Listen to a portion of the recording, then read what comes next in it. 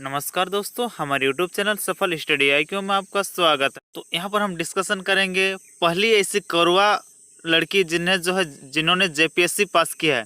करवा आदिम जनजाति के बारे में आप जानते होंगे अगर JSSC या JPSC की तैयारी कर रहे हैं तो कौन है वो लड़की, उनका नाम क्या है, उनकी तैयारी कितनी है और वो कहाँ से पढ़ाई की है, इस बारे में पूरी डिटेल से हम बताएंगे। एक घटना है, झारखंड में आदिम जनजाति कोरबा की पहली बेटी प्रशासनिक अधिकारी बनेगी। गढ़वा की रहने वाली चंचला कुमारी का JPSC की सिविल सेवा परीक्षा में चयन हुआ है। चंचला फिलहाल रांची में ही वायरलेस में SI के पद पर पदस्थापित है।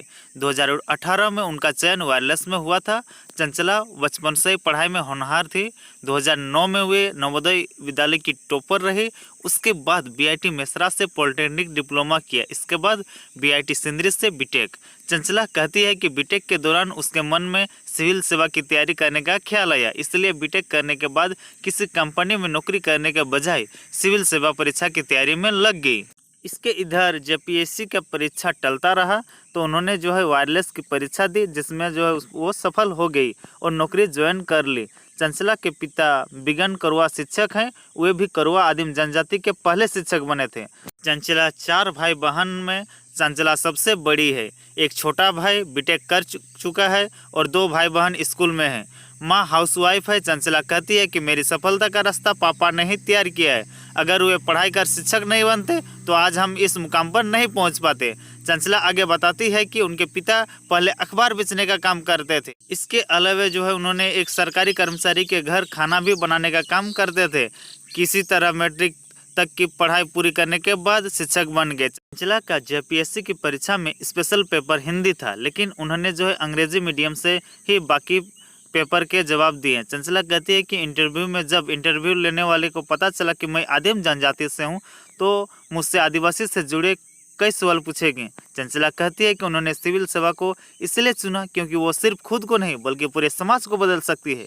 वो कहती है प्रशासनिक सेवा में आने के बाद तो मैं किसी खास समाज के लिए काम नहीं कर सकती, लेकिन मैं चाहती हूँ कि आदिम जनजाति के लिए कुछ बेहतर हो सके और उनके शिक्षा को बढ़ावा देने के लिए कुछ बेहतर उपाय हो सके। वे कहती है कि फिलहाल आदिम जनजाति की झारखंड में जो भी स्थिति है वो ठीक नहीं है।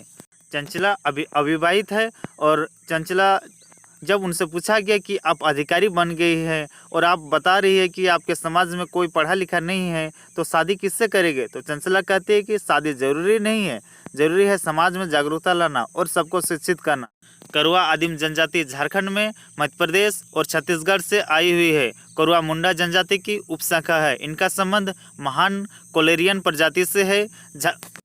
गढ़वा के 12-13 गांव में इनकी प्रमुख आबादी है। वैसे लातेहार, पलामू, चतरा, कोडरमा, दुमका और जामताड़ा में भी करवा रहते हैं। 2011 की जनगणना के अनुसार इनकी आबादी महज 35,606 है। इसके बाद बधाइयों का तंत्र लगा रहा। यहाँ तक कि कैबिनेट मंत्री व JMM विधायक मिथिलेश कुमार ठाकुर ने भी सूबे की बेटी चंचला को ट्वीट करके सबको इनकी जानकारी दी, उसके बाद बधाई भी दी। उन्होंने ट्वीट किया कि आदिम जनजाति कोरवा से आने वाली गढ़वा जिले के रंका प्रखंड की रहने वाली चंचला कुमारी JPSC परीक्षा पास करने के लिए बहुत बहुत बधाई। उन्होंने अपने ज़िले का नाम रोशन किया है। आप करवा जनजाति की अन्य छात्राओं की प्रेरणा स्रोत हैं। आपको इस सफलता का बहुत बहुत बधाई। ये ट्वीट किए हैं मिथिलेश कुमार ठाकुर, जो JMM विधायक हैं। वो गढ़वा से JMM पार्टी से विधायक भी हैं।